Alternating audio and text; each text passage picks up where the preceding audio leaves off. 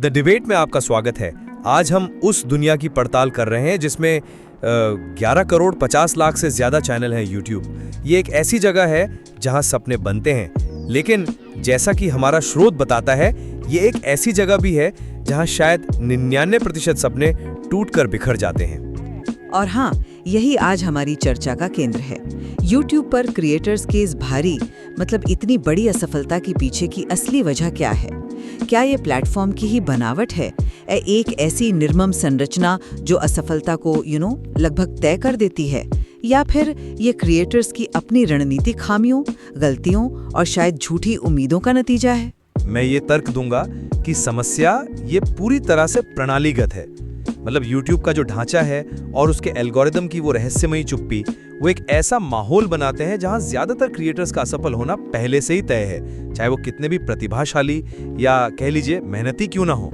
और मैं ये दृष्टिकोण रखूंगी कि असफलता की जड़ प्लेटफॉर्म में नहीं, बल्कि क्रिएटर के नजरिए और उसकी स्ट्रैटेजी में है।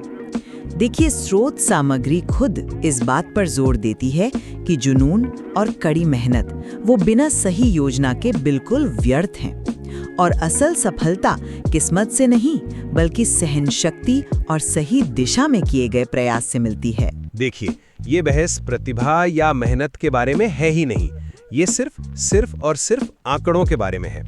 आप सोचिए, जब आप 11 करोड़ 50 लाख चैनलों की एक विशालकाय भीड़ में खड़े होते हैं, तो गुमनामी ही वो तो स्वाभाविक स्थिति है। सफलता एक चमत्कारिक अपवाद है। हमारा जो स्रोत है वो इसी अंधेरी हकीकत को उजागर करता है। पहला वीडियो अपलोड होता है, उसे 10 लोग देखते हैं, कोई कमेंट नहीं आता, और प्लेटफॉर्म के एल्गोरिदम की तरफ से एक गहरी ठंडी खामोशी मिलती है। ये किसी एक व्यक्ति की विफलता नहीं है, ये उस सिस्टम का डिजाइन है। ये वो अनुभव है जिससे लगभग हर नया क्रिएटर गुजरता है। स्रोत में साफ लिखा है कि लोग इसलिए नहीं छोड़ते कि वो आलसी थे, बल्कि इसलिए कि उन्हें इस अकेलेपन और आत्मसंदेह से भरे सफर के बारे में किसी ने पहले से आगाह नहीं किया था। ये सफर सीधे तौर पर प्लेटफॉर्म के डिजाइन का नतीजा है, जो कुछ गिने चुने विजेताओं को आसमान पर चढ़ाता है और बाकी करोड़ों को अदृश्य बना देता है। ये कोई बाजार नहीं है, ये एक ब्लैक होल है जो सपनों को बस निगल जाता है। मैं मानती हूँ कि सफर बेहद कठिन है और ये आंकड़े ये वाकई डरावने हैं, लेकिन स्रोत सामग्री असफलता का सारा दोष प्लेटफॉर्म पर नहीं डालती, बल्कि वो बार बार क्रिएटर्स की अपनी गलतियों की ओर इशारा करती है। आप 11 करोड़ 50 लाख की बात करते हैं, पर उसी भीड़ में से कुछ लोग सफल भी तो होते हैं। क्यों? क्या वो भाग्यशाली हैं? नहीं, स्रोत के अनुसार वो अलग तरह से काम करते हैं।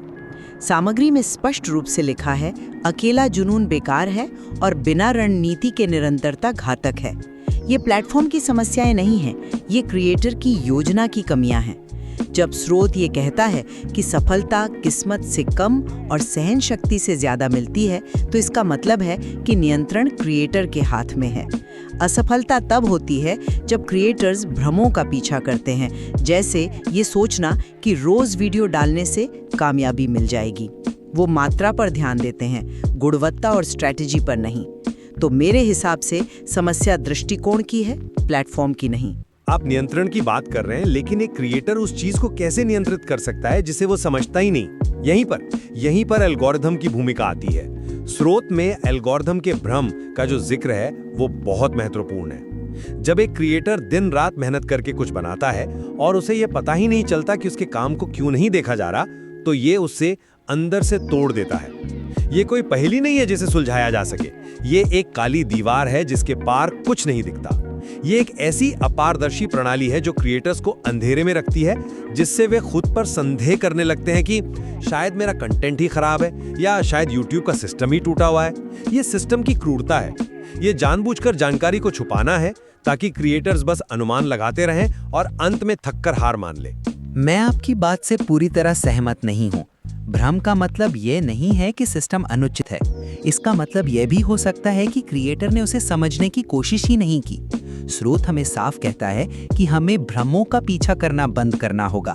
इसका मतलब है कि हमें इस उम्मीद को छोड़ना होगा कि एल्गोरिदम किसी दिन जादुई छड़ी घुमाकर हमें चुन लेगा। इसकी बजाय हमें एक ऐसी स्ट्रैटेजी बनानी होगी जो एल्गोरिदम के सिद्धांतों के साथ काम करे। यह एक पहेली ही है और जो सफल होते हैं वे इसे सुलझाते हैं। वे एल्गोरिदम को दोष नहीं देते, वे उसे समझने की कोशिश करते हैं। वो डेटा देखते हैं, ट्रेंड्स का विश्लेषण करते हैं, सीखते हैं कि उनके दर्शक असल में क्या देखना चाहते हैं और फिर अपने कंटेंट को उसके अनुसार ढालते हैं। भ्रम तो तब पैदा होता है जब आप आंख बंद करके मेहनत करते हैं और किसी चमत्कार की उम्मीद करते हैं। लेकिन यह तर्क तो उन पर लागू होता है ना जिनके पास विश्लेषण करने के लिए डेटा होता है। आप किस डेटा की बात कर रही हैं? 10 व्यूज, 0 कमेंट्स। स्रोत जिस शुरुआती चुप्पी की बात करता है वो कोई डेटा नहीं देती, वो सिर्फ और सिर्फ निराशा देती है। और यहीं से मेरा दूसरा बिंदु उठता है, भावनात्मक बोझ। स्रोत भावनात्मक रोलर कोस्टर, तुलना का जाल और अकेलापन जैसे शब्दों का इस्तेमाल करता है। ये भावनाएं कहां से आती हैं? ये प्लेटफॉर्म के अनुभव से ही पैदा होती हैं। जब आप बिना किसी प्रतिक्रिया के एक खाली कमरे में चिल्लाने की तरह कंटेंट बनाते रहते हैं तो ये मानसिक रूप से बेहद थका देने वाला होता है। आप दूसरे चैनल्स को बढ़ते हुए देखते हैं और खुद को उनसे तोलने लगते हैं, जो आपको और नीचे गिराता है। ये सिर्फ भावनात्मक थकावट नहीं है, ये एक डिजाइन किया हुआ मनोवैज्ञानिक जाल है। इसी भावनात्मक बोझ के कारण 99% लोग हार मान लेते हैं। ये रणनीतिक विफलता से पहले भावनात्मक हार है। आपकी बात में वजन है, मैं मानती हूँ, लेकिन क्या हम इस पहलू को नजरअंदाज कर रहे हैं कि ये भावनात्मक बोझ भी एक गलत स्ट्रैटेजी का ही नतीजा हो सकता है? स्रोत कहता है कि ज्यादातर क्रिएटर्स मेहनत करते हैं लेकिन फिर भी कहीं नहीं पहुंचते। ये एक रणनीतिक समस्या की ओर इशारा करता है, भावनात्मक नहीं। वो गलत चीजों पर गलत दिशा में मेहनत कर रहे हैं। सामग्री हमें सिखाती है कि निरंतरता बिना रणनीति के घातक है। इसका सीधा मतलब है कि केवल वीडियो अपलोड करते रहना काफी नहीं है। जब आप महीनों तक एक ऐसी स्ट्रैटेजी पर काम करते हैं जो काम ही नहीं कर रही, तो जाहिर है कि आप भावनात्मक रूप से थक जाएंगे और अकेलेपन का शिकार होंगे। लेकिन इसकी मूल वजह आपकी भावनाएं नहीं, बल्कि आपकी दिशाहीन रणनीति है। अगर एक क्रिएटर शुरू से ही एक स्पष्ट योजना, एक लक्षित दर्शक और एक अनोखे विचार के साथ शुरुआत करता, तो शायद भावनात्मक बोझ बहुत कम होता, क्योंकि उसे धीमी गति से ही सही पर कुछ न कुछ सकारात्मक परिणाम दिखने लगते। असफलता का कारण गलत दिशा में लगातार प्रयास करते रहना है, जो अंततः आपको भावनात्मक रूप से तोड़ देता है। तो आपके हिसाब से एक अच्छी स्ट्रैटेजी हर भावनात्मक दबाव को खत्म कर देगी। ये मानना बहुत सरल होगा।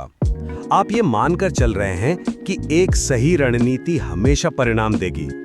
लेकिन 11.5 करोड़ चैनलों के शोर में एक बेहतरीन रणनीति भी खो सकती है। यहीं पर सहन शक्ति का असली मतलब सामने आता है। स्रोत कहता है कि सफलता सहन शक्ति पर निर्भर करती है। मेरा तर्क है कि यह एक क्रूर और उदासीन प्रणाली के खिलाफ टिके रहने की सहन शक्ति है। यह एक ऐसी लड़ाई है जिसमें आपको लगातार अनदेखा किया जाता है और केवल वही लोग बचते हैं जो इस मनोवैज्ञानिक दबाव को महीनों या शायद सालों तक झेल सकते हैं। यह उस चुप्पी को सहने की क्षमता है, उस अदृश्यता को सहने की क्षमता है, इस उम्मीद में कि शायद एक दिन एल्गोरिथम की लॉटरी आप पर मेहरबान हो जाए। यह सिस्टम के खिलाफ एक धीरज की परीक्षा है, रणनीति की नहीं। नहीं, मैं इस तर्क से बिल्कुल सहमत नहीं हूँ, क्योंकि यह सहन शक्ति की बहुत ही पैसिव परिभाषा है। स्रोत के अनुसार सहन शक्ति का मतलब आंख बंद करके एक ही दीवार से बार बार टकराना नहीं है। इसका मतलब है अंधेरी हकीकत को समझना और फिर उस समझ का इस्तेमाल करके कुछ ऐसा बनाना जो वास्तव में टिक सके। यह अनुकूलन की सहन शक्ति है। यह सीखने की क्षमता है कि क्या काम नहीं कर रहा है और अपनी स्ट्रैटेजी को तब तक बदलने का धीरज रखना जब तक कि आप कुछ प्रभावी न खोज लें। यह एक सक्रिय प्रक्रिया है, निष्क्रिय प्रतीक्षा नहीं। यह इस बात को स्वीकार करने की सहन शक्ति है कि आपका पहला 10वां या 50वां आइडिया शायद काम ना करे और फिर भी आप में एक नया आइडिया आजमाने की हिम्मत हो। यह सिस्टम के खिलाफ टिके रहना नहीं है, यह सिस्टम के भीतर होशियारी से रास्ता बनाना है। जो लोग सिर्फ टिके रहते हैं वे अक्सर वहीं रह जाते हैं जहां से उन्होंने शुरू किया था। जो लोग अपनी रणनीति को बदलते और सुधारते हैं वही आगे बढ़ते हैं। तो आप किस आधार पर अनुकूलन करेंगे? ये तो अंधेरे में तीर चलाने जैसा हुआ। आप कह रही हैं कि क्रिएटर्स को अपनी स्ट्रैटेजी बदलनी चाहिए, लेकिन जब आपको यही नहीं पता कि आपकी पिछली स्ट्रैटेजी क्यों विफल हुई, तो आप अगली स्ट्रैटेजी क्या बनाएंगे? सिस्टम का डिजाइन ही ऐसा है कि वो नए क्रिएटर्स को वो डेटा या फीडबैक देता ही नहीं जिसकी उन्हें अपनी रणनीति सुधारने के लिए जरूरत है। इसलिए अंत में ये फिर से सिस्टम की संरचना पर ही आ जाता है। ये एक ऐसा दुष्चक्र है जिसे तोड़ना लगभग नामुमकिन है। बिना व्यूज के कोई डेटा नहीं और बिना डेटा के रणनीति में कोई सुधार नहीं।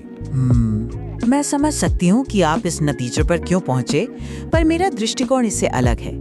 फीडबैक सिर्फ आपके अपने एनालिटिक्स से नहीं आता, ये आपके क्षेत्र के सफल चैनलों का अध्ययन करने से आता है। ये समझने से आता है कि दर्शक क्या चाहते हैं, उनकी समस्याएं क्या हैं और आप उन्हें कैसे हल कर सकते हैं। ये अपने कंटेंट को दोस्तों या छोटे भरोसेमंद समूहों में टेस्ट करने से आता है। स्रोत हमें भ्रमों का पीछा करना बंद करने के लिए कहता है, और सबसे बड़ा भ्रम यही है कि प्लेटफॉर्म हमें हाथ पकड़कर सफलता तक ले जाएगा। ऐसा कभी नहीं होता। सफलता के लिए बाहरी दुनिया का विश्लेषण करना पड़ता है, न कि केवल अपने एनालिटिक्स पेज को दिन भर रिफ्रेश करते रहना।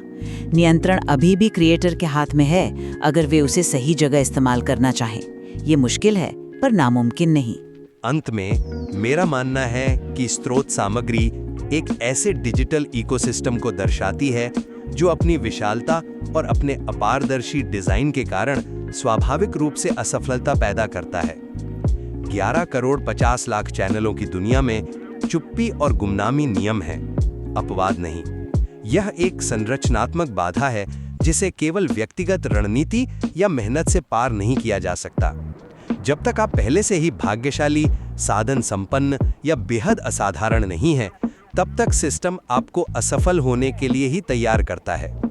यह एक ऐसी दौड़ है जिसमें ज्यादातर धावकों को दौड़ शुरू होने से पहले ही हरा दिया जाता है।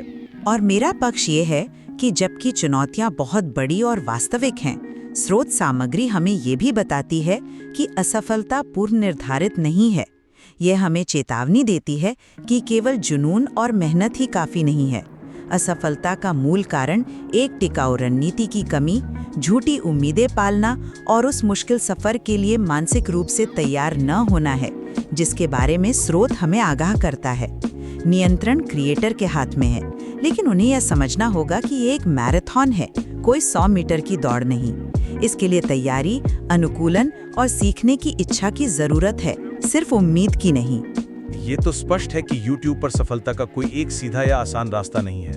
यह चर्चा हमें इस गहरे सवाल पर सोचने के लिए मजबूर करती है कि असफलता की जड़ उस प्रणाली में है जिसमें क्रिएटर्स काम करते हैं, या उन रणनीतियों और मानसिकता में है जो वे अपनाते हैं। शायद, जैसा कि स्रोत हमें बताता है, पहला और सबसे महत्वपूर्ण कदम उस अंधेरी हकीकत को स्वीकार करना है, चाहे दोष सिस्टम का हो या रणनीति का। हकीकत को समझे बिना कोई भी सफर शुरू नहीं किया जा सकता। और इस सामग्री में निश्चित रूप से और भी बहुत कुछ है जो हमें डिजिटल रचनात्मकता की इन जटिलताओं को समझने में मदद करता है।